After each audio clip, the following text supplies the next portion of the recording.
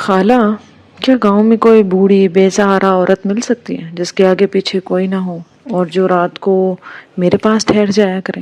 میں اس کے لیے کھانے پینے اور آرام کا پورا خیال رکھنے کی کوشش کروں گی۔ اور اگلے دن جب وہ خالہ برکتے کے یہاں آئی تھی، امی یہ دن اور لارتن ناشتہ کرنے کے بعد کھیتوں میں جا چکے تھے۔ لاڈو جو ہے وہ توڑی اور مٹی گارے کو پانی کے ذریعے آپس میں ملا کر مٹی کے چولہے پر لیپ کر رہی تھی۔ رانو میلے کپڑے کو ایک چادر میں جمع کر کے گانٹھ بنا رہی تھی۔ غالباً اس کا آج ندی پہ جانے کا پروگرام تھا۔ ارشین کی آمد پر وہ سب کام چھوڑ کر اس کے پاس بیٹھ گئی۔ مہمان نوازی کی ایک قدیم رسم تھی کہ جب بھی کوئی آتا تو چارپائی کی پائنتی پر سفید خیز بچھایا جاتا، جو کہ اب بھی رانو کر رہی تھی۔ ارشین کی آمد پر وہ سب کام چھوڑ کر یہ کرنے شروع کی تھی۔ پائنتی پر خیز ڈالنے کے بعد اس نے سفید پھولدار کڑھائی والا موٹا سا نیلا نیا جو ہے وہ تکیہ سرہانے کی سمت رکھا اور پھر مطمئن ہو کر دوبارہ اپنے سابقہ کاروائی میں مشغول ہو گئی۔ بیبے، وہ ہے نا گونگی بوا، وہی بیچاری جو بہری بھی ہے، بلکہ اسے اب تو دکھائی بھی نہیں دیتا۔ غریب سے ہل کے پانی بھی نہیں پیا جاتا، سارا دن اکیلی اپنی کوٹھڑی میں پڑا رہتا ہے۔ کوئی کھانا دے دے، چائے دے دے تو پی لیتی ہے، نہیں تو بیٹھی رہتی ہے بھوکی پیاسی۔ شکر ہے اس کے ہمسائے اچھے ہیں جو اس کو 3 ٹائم پوچھ لیتے ہیں۔ اے ہاں، یاد دلایا تو نے؟ بیٹی کہو تو اس کے پاس لے چلوں؟ اس نمانی کے پاس تو بس نیکی ہی ہوگی، بڑی تکلیف اٹھا رہی ہے اس بڑھاپے میں، 70 برس سے کچھ اوپر ہو گیا ہے۔ برکتے نے ٹھنڈی سانس لی۔ اب سائیں چلتے پھرتے اٹھائے، بندے کو کسی کا محتاج نہ کرے، اخیر عمری کے دکھ ہڈیاں گلا دیتے ہیں۔ مجھے کوئی اعتراض نہیں خالہ، کیا ان کے پیچھے آگے پیچھے کوئی نہیں ہے؟ پہلے خامند ہوتا تھا، وہ پچھلے سال فوت ہو گیا۔ کوئی اولاد؟ ایک ہی لڑکا تھا، بڑا سونا، بڑا نیک، مگر ایک دن بھوتوں کے ڈیرے پر جا نکلا۔ پھر 3 دن بعد اس کی لاش ملی، جلی ہوئی، کٹی ہوئی۔ بھوتوں کا ڈیرا؟ ہاں بی بی، یہاں سے کچھ دور ہے، مجھے گونگی بوا سے ملوا دو گے؟ اور ساتھ ہی وہ کھڑی ہوئی۔ خالہ، اگر میں پکا پکا اسے اپنے پاس رکھ لوں تو؟ لو بھئی، اس سے اچھی بات کیا ہوگی؟ اس کو بھی کوئی آسرا مل جائے گا، کوئی اس کا بھی خیال رکھے گا۔ بس ٹھیک ہے، اس کا سامان، کپڑے اور چارپائی اٹھا لاتی ہوں، وہ میرے ساتھ آنے پر راضی ہو جائے گی نا؟ اس کی تو اپنی سانسیں پوری نہیں ہو رہی، وہ تو بس انتظار میں ہے کہ کوئی اسے لیے جائے۔ جدھر دھکا دو بیچاری وہاں چلی جاتی ہے۔ لاڈو، مٹی لگا لیا ہے تو ہاتھ دھو کے ماسی مقبولہ کو بتاؤ ہم سوئے پر جا رہے ہیں، وہ بھی کپڑے باندھ کے آ جائے، اکٹھے نکلیں گے۔ رانو نے لاڈو کو کام بتایا اور ایک رومال میں روٹیاں اور اچار رکھا۔ گاؤں کی زیادہ تر عورتیں مل کر ندی پر جانتی تھیں۔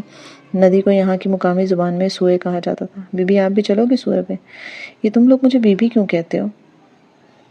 ارشین نے دلچسپی سے سرخ و سیاہ پرنٹ کے ریشمی کپڑوں میں ملبوس، چاندی کی بالیوں سے آراستہ دلہن کی طرف دیکھا، جس کا الڑ پن ازواجی تجربے سے گزرنے کے بعد کہیں کہیں جھلک رہا تھا۔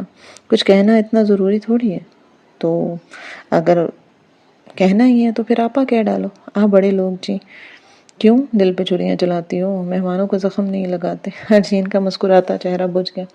سادہ ذہن رانو کے دماغ میں یہی خیال آ سکتا کہ آپا نہ کہنے کی وجہ سے چپ ہو گئے، لہٰذا وہ اپنی بات کا تاثر مٹانے کو دوبارہ بولی۔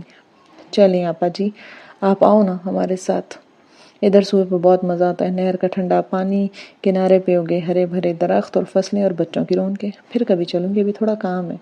برکتیں بہو بیٹی کو ماسی مقبولہ کے ساتھ روانہ ہونے کی ہدایت کرتی ارشین کو لے کر گونگی بوا کی طرف چلی گئی۔ خالہ شہر کے لیے سواری کہاں سے ملتی ہے؟ ہاکو تانگے والا ہے نا، وہ اور اس کا بیٹا دن میں 3-4 پھیرے لگاتے ہیں۔ گاؤں میں سے کسی کو بھی جانا ہو تو ایک دن پہلے ان کو بتاتے ہیں تاکہ وہ تانگا ٹائم پہ ان کے گھر کے باہر لے آئے۔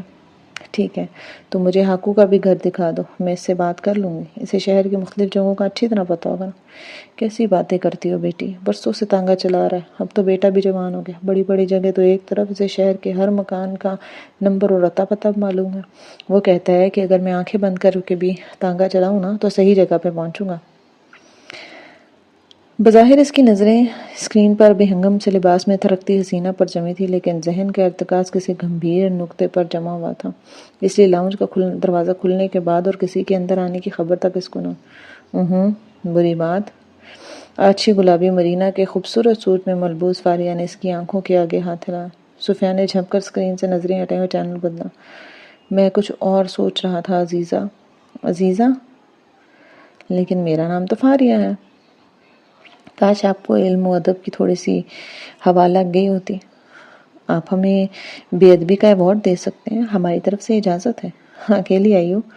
نہیں، ماما بھی ہیں، ڈرائنگ روم میں نینی کے پاس بیٹھی۔ ہم نے اخبار میں مہران بھائی کے آپریشن کے متعلق پڑھا۔ کافی دنوں سے خبر لینے آنا چاہتے تھے لیکن موقع ہی نہیں مل سکا۔ کراچی سے ہمارے کچھ مہمان آئے تھے۔ وہ پھسلتا ہوا دوپٹہ شانوں پر جماتی مگر مگن کن انداز میں اسے بتاتے، لفظوں کی ادائیگی میں بھول پن اور سادگی کا نکھار تھا۔ سفیان نے بطور خاص اس کا نوٹس لیا اور اب ان کی ایک اور چوٹ نہیں کھانا چاہتا تھا۔ وہ مہران بھائی گھر پر نہیں ہیں۔ پریس کانفرنس اور کچھ سماجی تنظیموں نے مل کر ان کی ٹیم کے اعزاز میں میرٹ میں عشائیہ دیا۔ تھوڑی دیر پہلے ہی شرکت کے لیے روانہ ہوا۔ اوہو، فاریہ کو بہت افسوس ہوا۔ اب کی بار بھی ہم ان سے شرف ملاقات حاصل نہیں کر سکتے۔ مجھے سخت اشتیاق لاحق ہو رہا ہے اور ان کی غیر معمولی خوبصورتی اور بہادری کے اتنے قصے سن رکھے ہیں کہ اشتیاق کی انچیدہ شتوں کا اطلاق شریک زندگی کے انتخاب پر تو نہیں ہوتا نا؟ میرا مطلب ہے یہ پیس اوکے ہو سکتا ہے؟ فاریہ نے ہڑبڑا کر اس کے وجیح سراپے پر نظر ڈالی۔ سیاہ جینز اور بلیک اینڈ وائٹ چیک کی قمیض میں، براؤن آنکھوں میں بلا کی شرارت لیے براہ راست اس کی طرف متوجہ تھا۔ الفاظ مبہم تھے مگر نظروں اور مفہوم سمجھنا بہت آسان تھا۔ فاریہ کے دل کی دھڑکن تیزی سے بڑھنے لگی اور اس نے آہستگی سے پلکیں گرا لی۔ میں دیکھوں ناظر کچن میں اور کون سے تجربات کر رہا ہے؟ وہ جھجکتے ہوئے اٹھ کھڑی ہوئی، اسے لگا جیسے وہ بری طرح سے نروس ہو رہی ہے۔ اجازت ہے جناب؟ اچھا ہے، اب اسے پریکٹس ہو جائے۔ اور یہ سنتے ہی وہ تیز سے کچن میں غائب ہو گئے۔ سفیان کے لبوں پر دل فریب مسکراہٹ چھا گئی۔ شرم و حیا کے فطری عکس نگاہوں کو بہت بھرنے لگے تھے۔ وہ مسز آصف کو سلام کرنے کی غرض سے ڈرائنگ روم کی طرف بڑھا۔ بہن، میں بہت جلد آپ کے چکر لگاؤں گا۔ میری ایک امانت آپ کے گھر میں بھی ہے۔ جم آئیے بہن، ہمارا جو کچھ ہے وہ ہم سب سے زیادہ آپ کا ہے۔ میں چاہتی ہوں دونوں بیٹوں کی ایک ساتھ بات پکی کروں، شادی بھلے آگے پیچھے کروں۔ مہران کی لڑکی دیکھ رکھی ہے، پرسوں رشتے کے سلسلے میں ان کے ہاں گئی تھی میں۔ جلدی جواب مل جائے گا۔ آپ سفیان کے لیے مجھے آپ کے پاس درخواست لے کر آنا۔ آپ کا دیکھا بھالا ہے، مزاج، عادات، تعلیم، ہر چیز آپ کے سامنے۔ باقاعدہ طریقے سے آپ کے ہاں آ کر آپ سے بات بڑھاؤں گی۔ بھی مان گئے تمہیں نایاب؟ کیا ہیرے کی کان دریافت کی ہے تم نے؟ مجسم فتنہ فساد، وہ کیا کہا ہے اپنے احمد فراد صاحب بھائی نے؟ سنا ہے حشر میں ان کی غزال سی آنکھیں، سنا ہے ہرن اسے دشت بھر کے دیکھتے ہیں، رکے تو گردشیں اس کا طواف کرتی ہیں، چلے تو اس کو زمانے ٹھہر کے دیکھتے ہیں۔ عروسہ نے بادامی پینٹ اور سیاہ شرٹ کی ملبوس مختلف سماجی سیاسی شخصیات میں گھرے مہران آفریدی کو دیکھتے ہوئے حضور سے نایاب کے بازو پر چٹکی کاٹی۔ در نایاب نے بے اختیار اس کا بازو جھٹک کر بازو سے ہلایا۔ جنگلی بلی، یہ کیا طریقہ ہے؟ وہ پنک ڈبل جارجٹ کے جدید تراش خراش کے سوٹ میں ملبوس گلابی موم کی گڑیا لگ رہی تھی۔ عروسہ اپنے خوبصورت کرل سے سجے سر کو پیچھے کی طرف جنبش دیتی کھلکھلا کر ہنس پڑی۔ بات بات میں ہنسنا اور بآواز کہکا لگانا اس کی عادت تھی۔ آگے بھی تو سن، بڑی آفت غزل ہے یہ۔ سنا ہے دن کو ایسے تتلیاں ستاتی ہیں، اگر یقین نہیں آتا تو آنکھوں سے دیکھ لے کتنی بے شمار تتلیاں منڈلا رہی ہیں موصوف کے گرد، شوبز کی بھی اور ہائی فائی جنٹری کی مانند ماہی منڈا بنی چھوکریاں بھی۔ چیز ہی ایسی ہے بھائی، کیا کہہ رہا ہے، مغناطیس اثر رکھتا ہے کم بخت۔ عروسہ نے مصنوعی ٹھنڈی آ بھری۔ ایک اور شعر یاد آ رہا ہے اس بات پہ، خدا کے واسطے شاعر سے شادی کرنے کا مقصد یہ تو نہیں ہے کہ اب تم دوسروں کی برداشت کے امتحان لیتی پھرو۔ شاعری چھوت کا مرض ہے، چھونے سے خود بخود ہو جاتی، کیا کیا جائے۔ عروسہ کا جاندار کہکا فضاؤں میں بکھر گیا۔ دونوں میں کالج کے زمانے سے گہری دوستی تھی۔ بی اے کے بعد در نایاب پولیس میں بھرتی ہو گئی اور عروسہ اپنے میاں نجیب احمد کے ساتھ بیاہ کر دبئی چلی گئی۔ نجیب صنعتکار گھرانے کے چشم و چراغ تھے، شوقیہ شاعری کرتے تھے۔ ان کی 3 کتابیں مارکیٹ میں آ چکی تھیں۔ ان کی فیملی دبئی میں ہوتی تھی اور آج کل دونوں میاں بیوی پاکستان آئے تھے۔ عروسہ کا کیا میکے میں تھا، اس کے والد شہر کے ممتاز کاروباری شخصیت تھے، اسی حساب سے وہ فنکشن میں شریک تھی، تاہم نایاب کی موجودگی آفیشل تھی۔ نجیب بھائی کراچی سے کب تک آ رہے ہیں؟ بزنس کا کوئی لفڑا چل رہا ہے، کہہ رہے تھے معاملات سیٹ کرنے میں 1.5-2 ماہ لگ جائیں گے۔ पाकिस्तान ठहरोगी या अब काम के बाद वापसी का इरादा है? नजीब को तो जाना होगा, मैं अलबत्ता 4-6 माह बाद ये रहने का प्रोग्राम बना कर रही हूँ, अब देखो क्या होता है। वैसे मेरी दिली ख्वाहिश है कि मैं तुम्हारी शादी अटेंड करके जाऊँ। कब तक प्रोग्राम है? तुम्हारी मुतवक्का सास ने कुछ बताया? मैं क्या कह सकती हूँ, अभी 2-4 दिन पहले तो बाबा से मिली हैं। फिलहाल दबे लफ्ज़ों में पैगाम डाला है, कह रही हैं अगले हफ्ते जवाब लेने आएंगी। बस मेरे होते हुए करा ले शादी, बार बार इतनी दूर से नहीं आया जाता मुझसे। तुझे तो मैं कब्र से भी निकाल के लाऊंगी, हाँ यहाँ नहीं जाता।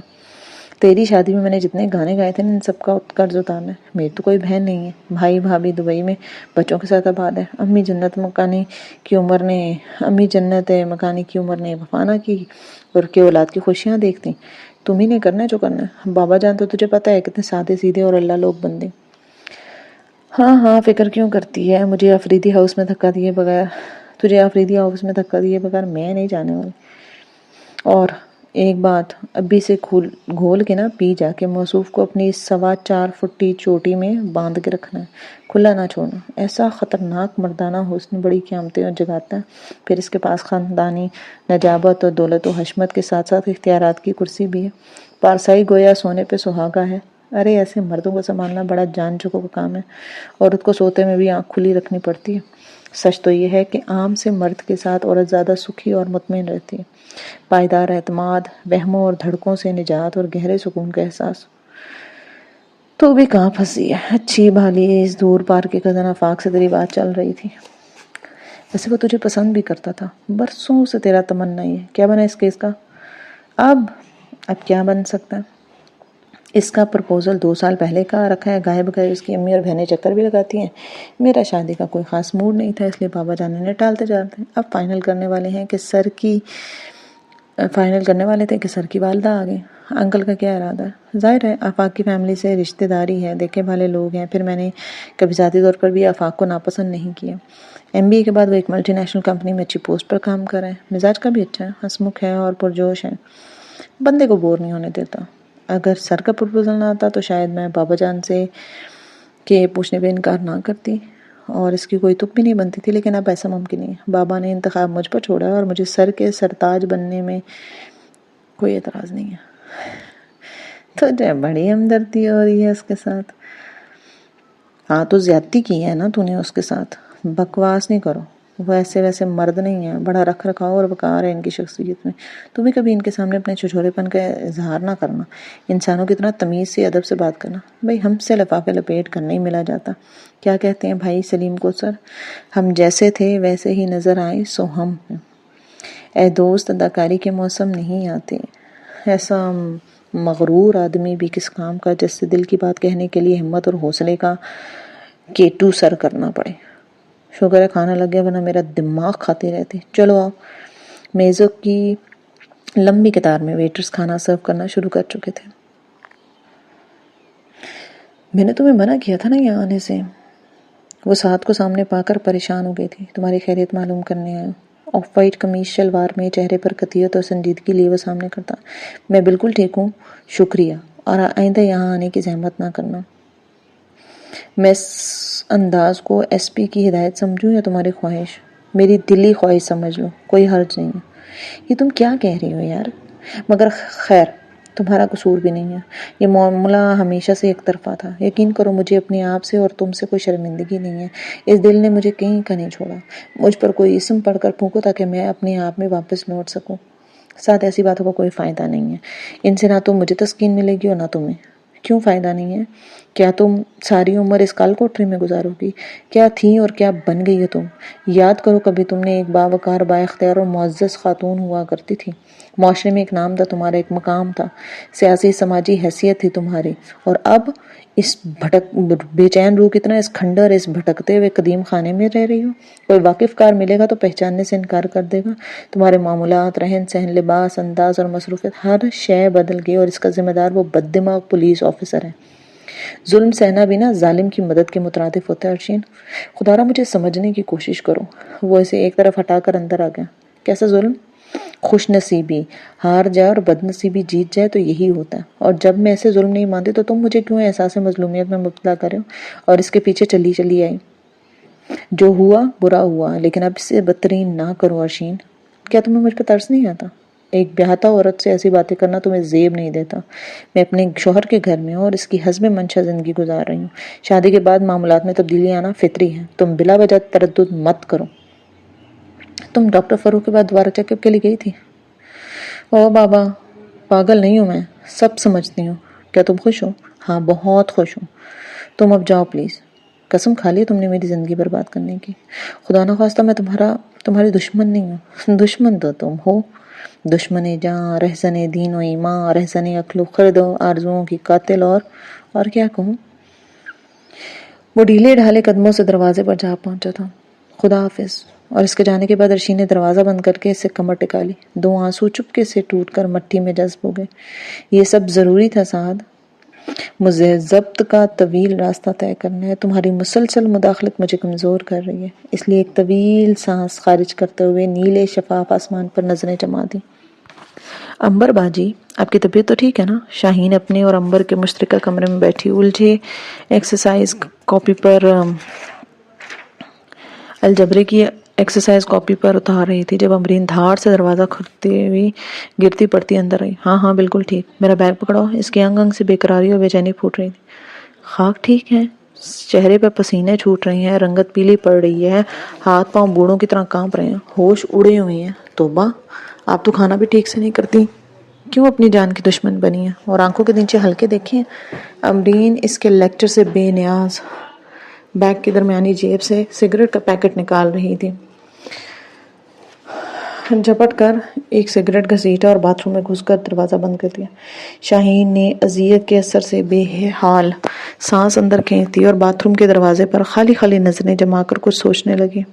امرین نے اسے سختی سے تنبیہ کی تھی کہ اگر وہ کسی کو بتائے گی نا تو وہ یہ گھر بھی چھوڑ دے گی اور کسی کو مار کے پھانسی بھی چڑھ جائے گی. کمسن اور کمزور دل شاہین ایسی خطرناک دھمکی سن کر جیتے جی فنا ہو گئی. میرے تو باپ کی بھی توبہ. وہ دل میں اپنے سابقہ ارادے سے تائب ہو گئی. کمرہ اوپر کی منزل تھا اور دیگر حصوں سے الگ تھلگ تھا. بی بی جان اور بابا جان شاید ہی یہاں جھانکتے تھے. پھر امرین باتھ روم میں گھس کر سموکنگ کرتی. فضا میں چکراتا دھواں اور بھونچ کی منزل تک نہیں جاتا تھا.